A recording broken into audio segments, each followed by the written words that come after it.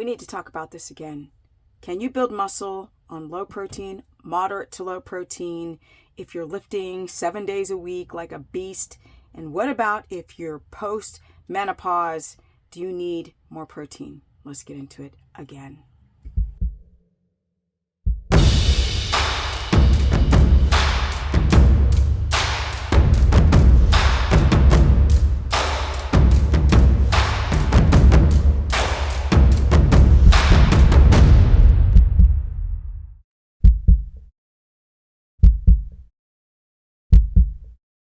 Welcome everyone. Welcome to my very humble channel. Let's get on into it. Let's talk about growing muscle, lean muscle as you get older or younger. It doesn't matter, but I'm older. I'm 56 and I will soon be 57.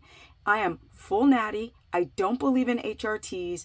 I believe in protecting your adrenals and your sleep, my people, while working out, because working out plays a huge role in building muscle as you get older. Women especially, okay, because we lose calcium. Once our estrogen lowers, we have a hard time to absorb calcium. Women don't sleep, therefore they don't release growth hormone. Their adrenal function is whacked up. So let me show you, this is me at 56, full natty, okay? Now I used to be super lean. I no longer want to be that lean because it was not healthy. What you guys don't know is a lot of people who are super muscular and lean are taking stuff. But the average person, they don't have the eye for it. That's my puppy. This is my puppy. This is my puppy, Deo. Deo. He's getting bigger. He's getting bigger. Okay. Now, as you guys can see, I have muscles. But I'm not as lean as I used to be. I'm still lean. I still have abs. I still build muscle. But for me to be that level of shreddedness, you put stress on your adrenal and thyroid function. I would rather not stress out my body, up my body fat a little bit, and keep solid muscle. It's not a lot because I don't train heavy like I used to. But I'm able to keep a very fairly lean body as I go towards my 60s, full natty.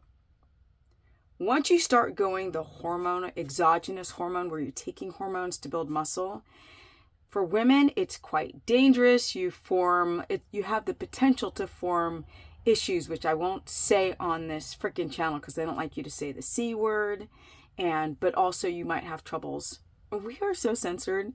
If I start saying the C word, rhymes with Prancer, or anything like that that goes against the pharmacological world, they don't like you to talk about anything natural. It's insane. But basically, your adrenals are still going to produce hormones once you go through menopause and your ovaries gas out. As you can see, I am 56. I have worked very hard on keeping the frame that I have, and I'm good with it. This is, as long as I keep the gadunk and I keep a level of leanness that is healthy, where I don't start looking gaunt in the face, because that's the problem. When you're fasting, you lose your booty, you lose your legs, and you start looking old. Your skin looks dried out as you get older. These young people who fast, they're young. They still have the collagen. So that's subjective.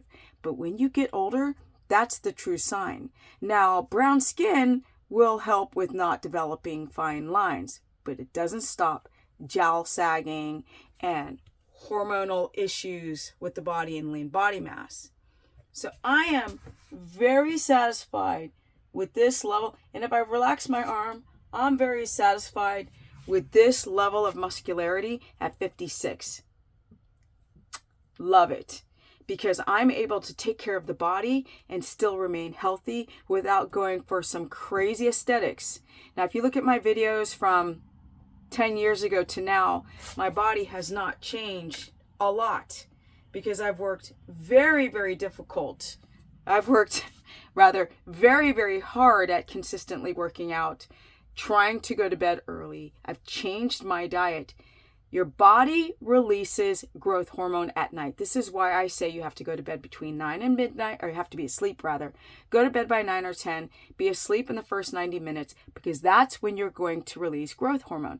Growth hormone indirectly helps build muscle because it's helping repair tissue and helping with the delivery of amino acids, protein into the muscle cells. But if you're not sleeping well and your thyroid is jacked or your reproductive system is jacked because cortisol goes and it robs from your sex hormonal tree. And if you're having a blood sugar dysregulation, how are you going to build muscle? Because you're glycating. And how are you going to stay lean? Because you're storing fat, eating protein. Yeah, it's a whole system. It's a whole body system. It's very, very important. The key ways that you use those proteins. If you're eating moderate to low protein, how do you build muscle? You build muscle because you're insulin sensitive. Now, I said this in the same video and someone said, you didn't say anything. And I was like, no, I didn't say anything you understood because you don't understand hormones and glycation. You don't understand it. When you're going down that cortisol pathway because you're not in ketosis and your blood sugar is all over the place, which it is in most people, your body is in a breakdown mode of catabolism. It's not building up. Then people don't sleep. So how are you supposed to release growth hormone to build the muscle? To keep the skin from aging exponentially because you're constantly in a state of gluconeogenesis. That's catabolism. And eating rice and chicken breasts ain't going to save your ass because chicken is not what hunter-gatherers hunted for. It's not a high-quality meat, and it's high in omega-6, especially the god-awful chickens that are in chicken factory farms. Everything matters. Another way is you get sleep because that's when you release growth hormone. So you balance your blood sugar. You become ketotic, balance your blood sugar, become insulin sensitive, so you don't need all that protein to grow muscle. Because if you keep eating a bunch of protein that your body doesn't use, you're going to convert it into sugar and still have a layer of fat going all the way around. That's the problem with people. Now, younger people can get on my channel and be like, oh my God, you don't know what you're talking about. You're not saying anything. And I, again, say, I'm not saying anything you understand. Moderate to low protein because you don't have enough stomach acid. You might be dehydrated on carnivore. Now you're pushing all those protein byproducts through your biliary duct system. Kidney pain. People develop gallbladder issues eating too much protein and not enough fat. That's how it goes. I've got people developing gallbladder issues on carnivore. And I'm like, what are you eating? Chicken breasts? And fish? No, my people. Fatty meats. The goal is to become ketotic. And once you're in ketosis, it's amazing because your energy levels out. So when you work out, you're not as catabolic, right? Because when you have carbs and you have stored glycogen within the muscle, then when you work out, you're depleting the muscle glycogen and you continue to work out and you're dehydrated and you're in a catabolic state because your adrenals have to take over and they rake and chomp on the protein in your body to raise your blood sugar. But when you're in ketosis, your body doesn't go and break down protein to eat it. Your body breaks down body fat. That's what's amazing about being in ketosis. You save your muscles. Hormones are made out of fat. You're in ketosis, right? Not high protein, high fat. You need fat to make reproductive hormones. You need cholesterol specifically, not high protein. I don't know why people think that you need so much protein to build muscle. You need the delivery system of protein into the muscle, and the cells have to open up and let it in. And people are not figuring out those other steps, or like stomach acid. If you have low protease, low stomach acid, caloric acids, and you have low peptides and everything's low, how are you going to break down that protein? Especially y'all are too fast. You're chomping down that food, swallowing it, and going along the way. Or you're doing a bunch of protein shakes.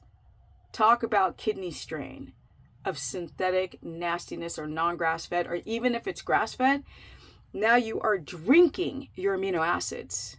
Everything's backwards today. It's bizarre. After you've gotten into ketosis through I don't know, 2,000 videos of me explaining, and you're able to stop the hemorrhaging of burning through muscle reserves, right? Now you're using fat as your energy. Now your body can build, and you protect your adrenals. So for women, the little bit of testosterone you produce, the body still builds. And then you sleep well at night. The first half is sleep, because the first half is the body, the second half is the brain, and you release growth hormone. And on top of all of that, you don't burn through amino acids in your skin and your collagen, and you protect your reproductive organs because you're eating high fat. It's really simple. A lot of people overcomplicate it because they once were taught that you have to eat all that protein, and people start to smell weird, right? And they have foamy pee, and then they have back pain, and then they start getting fat on all that protein, and they don't understand why. And then their adrenals and their thyroid tanks because they never reached ketosis. And then people try to fast, and it works the first 2 times, and then you just plateau. So how you build muscle is the inverse. You balance your blood sugar. You go to bed early. You eat high quality foods. And the last thing, you have to lift. You can't do a bunch of cardio and expect to build muscle. That's gluconeogenesis over a certain time. Work out, my women, and men clearly work out. But women, work your whole body. Work the whole body.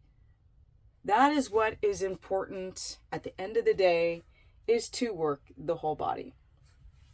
So me at 56, I'm pretty stoked on the results of hard work. I don't want to be bigger, and I don't want to be leaner. I want to be happy, just happy and healthy. Comment below, where do you stand on the fear of taking down your protein and upping your fat to reach a ketotic state? Do you feel confused on a carnivore diet or even on a ketogenic diet? Because people are doing the same thing, eating too much protein. If you guys want to learn more, go to stephanieperson.com. I got some, I don't want to step on my puppy, energy at 56 and soon 57. I'm so excited about life. I just really want to be healthy. Just do the best you can. Hit your optimal health and just live. Stop flunking with how you look. Spend more time enjoying people around you and your life and your health. To learn more, go to stephanieperson.com if you need to book a consultation. Also, because I don't agree with HRTs, they're awful. I'm going to do a whole video on why they're bad for you, but not today. We're going to do a whole video. Stephanie Ketogenic on my Instagram, Stephanie the Business Person on my Facebook fan page, stephanieperson.com if you want to book a consultation or sign up for my course where I cover all 3 diets, carbs, keto, and carnivore. Because carnivore has a place, just people don't know how to do it. And unfortunately, a lot of the other gurus don't really know how to put it together to the individual. You can't use me or them as your mantra. You have to use yourself and where you are. Oh, and the challenge will be in January. I am now getting this dang thing fixed and finished for signups soon. Peace.